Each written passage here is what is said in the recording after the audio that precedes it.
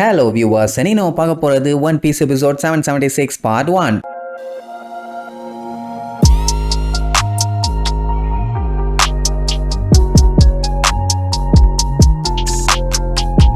Open பண்ணா அந்த ஜெனுசா யானைக்கு எல்லாம் ஒரு வழியா சூப்பரா பேண்டேஜை போட்டு முடிச்சாச்சு. நல்ல வேலை ப்ளீடிங் வர்றது கம்ப்ளீட்டாவே ஸ்டாப் ஆயிருச்சு. அதை பார்த்துட்டு சாக்குரா கிங்டமும் பார்மசூட்டிக்கல் நாலேஜ் உள்ள பேர்டி கிங்டமும் ஒன்னா சேர்ந்த மாதிரி ஒரு ஃபீலிங். ஏன்னா ரெண்டு டைப் ஆஃப் நாலேஜ் உள்ள ரெண்டு டாக்டர்ஸ் ஒன்னா சேர்ந்து வேலையை பார்த்து சூப்பரா யானையை ட்ரீட்மெண்ட் பார்த்து முடிச்சாச்சு. சொல்ல போனா அடிப்பட்ட இடத்துக்கு தேவைக்கு மேல மெடிசனை யூஸ் பண்ணியிருக்காங்க. அதனால சாப்பர் சொல்லிடுவான் சரியாகாம போறதுக்கெல்லாம் வாய்ப்பே இல்லைன்னு. உடனே எல்லாம் நம்ம சாப்பரை சும்மா பாராட்டி தள்ளுவாங்க. ஏன்னா பையன் மாஸ்க் காட்டிட்டால, என்ன இந்த பேண்டேஜஸ் மட்டும் ரெகுலர் பேசிஸ்ல கழட்டி பார்க்கணும். எதுக்குன்னா அந்த காயம் ஆறி இருக்கா இல்லையான்னு தெரியணும்ல. அண்ட் இன்னொரு மேட்டர் என்னன்னா, இப்ப இவங்க பண்ண மாதிரியே பேண்டேஜா மறுபடியும் சேஞ்ச் பண்ணணும். அப்படியே விட முடியாது. சோ அதனால கேர்ஃபுல்லா தான் ஒவ்வொரு வேலையும் பார்த்து பண்ணணும்னு வைங்க. ஏன்னா ஜொனேசா வந்து millennium year old land. So அதை பத்திரமா பாதுகாப்பா இவங்க ஜெனரேஷன்ல பாத்துக்க வேண்டியது இவங்களோட கடமை. நம்ம பூமியை பாத்துக்கணும்ல, அதே மாதிரி ஆக்சுவலா இவங்க கம்ஃபர்டான ஒரு ஜாலியான வாழ்க்கையை வாழ்ந்துகிட்டு இருந்ததுனால இந்த ஜெனுசா யானையெல்லாம் அந்த அளவுக்கு இவங்க நோட் பண்ணதே இல்லை. இவங்க பிறந்ததுல இருந்தே இது இப்படித்தான் போய்கிட்டே இருக்குது.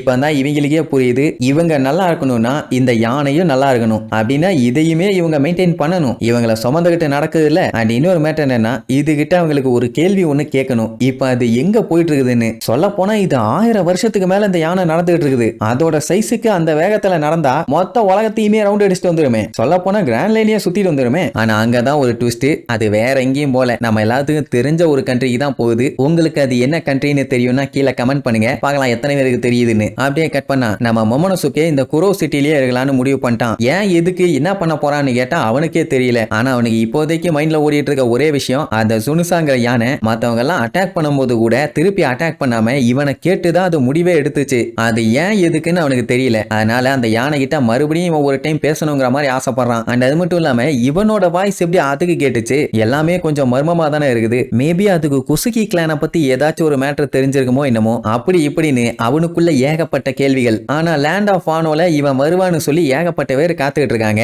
எப்படி விட்டுட்டு போறதுன்னு கிண்ணுக்கு ஒண்ணும் புரியல. அப்பதான் டாக் ஸ்டோம் ஒரு ஐடியா சொல்லுவாரு. அட இப்ப ஜாக் வந்து அட்டாக் பண்ணி கண்டமாயிருக்கான். இதுக்கப்புறம் கைடோ சும்மா இருப்பானா என்னன்னு சொல்ல முடியாது. திருப்பி இவங்க கண்ட்ரிக்கு எப்ப வேணாலும் ஆபத்து வரலாம். மேபி ஜாக்கு கூட சாகாம திருப்பி வந்தானா, வந்தாலும் வரலாம். ஏன்னா அவன் செத்துட்டான்னு சொல்லி எந்த ஒரு அறிகுறியுமே இல்லையே. அடிவாயும் தானே போய் விழுந்தான். அதனால கேஷுவலா ஜாலியெல்லாம் சுத்திட்டு இருக்க முடியாது. திரும்பி வந்தானா சண்டை போட்டுதான் ஆகணும். எப்படி இங்க பஞ்சாயத்தெல்லாம் முடிச்சுட்டு இவங்க லேண்ட் ஆஃப் வானோக்கு தான் வர போறாங்க. அப்படி இருக்கும்போது டாக் ஸ்டோம் இங்க தான் இருக்க போறாராமா. கூடவே மொமோனோசுகேவும் இருந்தான்னா அவன் என்ன ஆசைப்படுறானோ அதையும் கண்டுபிடிப்பான். இவங்க வரும்போது அவனை கூப்பிட்டுக்கிட்டு இவங்க கூடவே அவனும் அங்க வந்துருவான். பஞ்சாயத்து ஓவர். இன்கேஸ் இவங்க வானோ கிங்டம்ல போய் ஆள திரட்டுறேன்னு சொல்லி அந்த கைடோ கிட்ட மாட்டி சிக்கி சின்னாபினமாறதுக்கு நிறைய வாய்ப்பு இருக்குது. அந்த டைமுங்கும் போது மோமோ இங்க சேஃபா இருப்பான்ல. அதனால கின்னுக்கும் இந்த பிளான் ஓகேன்னு தான் தோணும். சரி இப்ப இவங்க எல்லாம் பிரிஞ்சதுக்கு அப்புறம் எல்லா வேலையும் முடிச்சுட்டு இவங்க எங்கெங்க இருக்காங்கன்னு சொல்லி கரெக்டா ட்ராக் பண்ணி போகணும். அதுக்காக கேட் வைப்பர் விபுரு கார்டு ஒன்னு ரெடி பண்ணி கொடுத்திருப்பாரு. அதை 4 குரூப்பா கின்னு பிரிப்பான். அதுல ஒரு குரூப் மார்க்கோ தி ஃபீனிக்ஸ்ங்கற ஒயிட் பியர்டோட ஃபர்ஸ்ட் டிவிஷன் கமாண்டரை தேடி போறாங்க.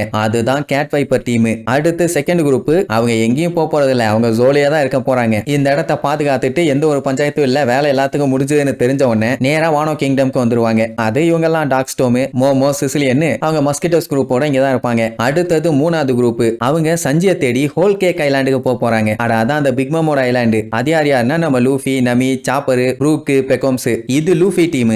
அடுத்தது 4வது டீம் தான் லேண்ட் ஆஃப் வானோக்கு போய் அங்க இந்த கைடோவோட சர்வாதிகாரத்தை எதிர்த்து சண்டை போடணும்னு வெறியோட சில பேர் இருப்பாங்களே, அவங்க எல்லாத்தையுமே ஒன்னு திரட்டுற டீம். அப்படி ஒன்னு சேர்த்ததுக்கு அப்புறம் ஸ்ட்ராட்டஜி எல்லாம் பிளான் பண்ணி அட்டாக் பண்ண ரெடி ஆவாங்க. மத்த டீம் எல்லாம் வந்து ஜாயின் பண்ணதுக்கு அப்புறம் கைடோவை அட்டாக் பண்ண ஆரம்பிச்சிருவாங்க. சோ இப்படி மொத்தமா 4 டீம் பிரியுது. நிஞ்சா, பைரட், மிங்க், சாமுராய் இவங்க எல்லாருமே அலையன்ஸா சேர்ந்து தான் இந்த வேலையை பண்ண போறாங்க. இவங்களோட மெயின் மோட்டோ அந்த எம்பரர் கைடோவையும் லேண்ட் ஆஃப் வானோவோட ஷோகனையும் காலி பண்ணிட்டு மறுபடியும் அந்த நாட்டை கைப்பற்றணும். அவங்க அவங்களுக்கு கொடுத்திருக்க வேலையை முடிச்சதுக்கு அப்புறம் லேண்ட் ஆஃப் வானோவுக்கு அந்த விவரு கார்டை வச்சு வந்துட்டாங்கன்னா வேலை முடிஞ்சு. ஆனா இங்கேயுமே ஒரு பிரச்சனை இருக்குது. எங்க போனாலும் இவங்களை தேடி வந்துடலாம். ஆனா ஒரு குரூப்புக்கும் இன்னொரு குரூப்புக்கும் கம்யூனிகேஷன் முக்கியம் இல்ல. இப்போ உதாரணத்துக்கு மத்த 2 டீம் போயிட்டாங்க. ஆனா ஜோல இருக்க டீம் அங்கே இருந்தாங்கன்னா அவங்களுக்கு தான் தெரியாதே மத்தவங்க போயிட்டாங்களா இல்லையான்னு. மத்த கண்ட்ரில அந்தந்த ரேஞ்சுக்கு தகுந்த மாதிரி சின்ன ஸ்னெயில், பெரிய ஸ்னெயில்னு யூஸ் பண்ணுவாங்க. ஆனா இவங்க கண்ட்ரில அந்த மாதிரி யூஸ் பண்றதுக்கு இவங்க எதுவுமே ரெடி பண்ணல. ஏன்னா அதுக்கான தேவை இல்லாதனால அவங்க பண்ணல. சோ என்ன பண்ணலாம்னு அத்தனை பேரும் கூடி நின்று பயங்கரமா யோசிப்பாங்க. ரோபின் காட்டுக்குள்ள ஏகப்பட்ட டிரான்ஸ்போர்ட்டர் ஸ்னேல் பார்த்தா அதை யூஸ் பண்ணிக்கலாம்பா, காட்டுக்குள்ள இருக்க ஸ்னெயிலே ஷாக் ஆகும், அப்படி அது தேவைப்பட்டுச்சுன்னா ஈஸியா ரெடி பண்ணிக்கலாங்கிற மாதிரி வேற பிராங்கி சொல்லுவான். சரி ஓகே, இங்க இப்படி பக்காவா பிளான் போயிட்டு இருக்கும். அப்படியே கட் பண்ணி வேல் ஃபாரஸ்ட் உள்ள காட்டுறாங்க. நம்ம லூஃபி பெக்கோம்ஸை தேடி அடிச்சு புடிச்சு காட்டுக்குள்ள கத்திக்கிட்டே ஓடுறான், ஓய் ஓய் ஓய்னு. பையன் எங்கேயுமே இருந்த மாதிரி இல்ல. சரி ரெஸ்ட் எடுத்துட்டு இருந்தானே ரூம்ல இருப்பானோன்னு போய் பார்த்தா மொத்த வீடுமே அந்தல சிந்தலையாகி கம்ப்ளீட்டா நொறுங்கி போய் கிடக்குது. ஐயோ அந்த வீணா போனவன் செத்துட்டானான்னு லூஃபி அங்க இங்க அங்கன்னு பயங்கரமா செக் பண்ணுவான். டே லைன் வைப்பர் எடுபட்ட பையில இருக்கியா இல்லையாடான்னு. இருக்கண்டா இருக்கேன்னு புலம்புற சத்தம் மட்டும் தான் கேட்கும். எங்கடா இருக்க வீணா போனவனே, என் கண்ணுக்கு தெரியவே இல்லையேன்னு தேடி தேடி பார்த்தா அவன் லூஃபியோட காலுக்கடியில இருப்பான். அவனை அங்க வச்சுக்கிட்டு அங்க எங்கன்னு சுத்தி முத்தி தேனானா எப்படி தெரியும்? அதுக்கப்புறம் அந்த பாறையெல்லாம் விலக்கி விட்டுட்டு பார்த்தா ஒரு பெரிய ஓடு மட்டும் தான் இருக்கும். ஐயோ என்ன ஆம ஓடு இருக்குது. பெக்கோம்ஸ் எங்க போனான்னு கேட்டா உள்ளுக்குள்ள இருந்து தலை வெளியில வரும். அவனுக்கு பயங்கரமா கடுப்பாயிருச்சு. என்னன்னா இவ்வளவு நேரம் எர்த்துக்கு வேக் வந்து பில்டிங் எல்லாம் இடிஞ்சு விழுந்து படாத பாடுபட்டுட்டான். ஏன்னா பட்ட காயத்துக்கு பையன் பயங்கரமா ரெஸ்ட் எடுக்கணும். இப்படி வச்சு அவன் உசுரோட விளையாண்டாயில. இப்போ லூஃபிக்கு என்ன புரியலன்னா இவன் லயன் வைப்பரா இல்ல டர்ட்டில் வைப்பரான்னு. ஏன்னா முதுகுல அம்மாம்பெரிய யானை ஓடு, ஆனா அவன் லயன் தான் அடிச்சு சொல்லுவான். பட் டர்ட்டில் ஃப்ரூட்டை சாப்பிட்டதுனால லயனுக்கு இந்த மாதிரி முதுகுல ஒரு ஆம ஓடு ஒண்ணு வந்துருச்சு. சரி இந்த பில்டிங்கே மேலே இடிஞ்சு விழுந்துமே எப்படி இவன் சேவானா அப்படின்னு கேட்டா அவனோட ஷெல்லு வந்து டைமண்ட் மாதிரி பயங்கர ஸ்ட்ராங்கா இருக்குமாமா. அதனால அவனை எதுவும் பண்ண முடியாதுன்னு அவன் பாட்டு கத்திக்கிட்டு இருப்பான். ஆனா லூஃபி அதையெல்லாம் கண்டுக்காம அங்க போய் துணியை கட்டி ரெடி பண்ணிட்டு இருப்பான். எனக்கு இப்போ ஒண்ணு மட்டும் புரியல, அவன் முதுகுல தான் அந்த ஆம ஓடு இருக்குது, அது டைமண்டை விட பயங்கர ஸ்ட்ராங். அந்த கப்போன்னு இவனை எங்க சுட்டான்? இவனோட முதுகுல தானே சுட்டான். அவனுக்கு தான் முதுகுல ஷெல் இருக்குதுல்ல, அப்புறம் எப்படி ரத்தம் வந்துச்சு? அவன் கை காலில் சுட்டு ரத்தம் வந்திருந்தா பரவாயில்ல, முதுகுல தான் சுட்டான். அண்ட் அவன் நினைச்சிருந்தான்னா டப்புன்னு அந்த ஆம ஓட்டுக்குள்ளேயும் போயிருக்கலாம். ஆனா ஏன் அவன் பண்ணல?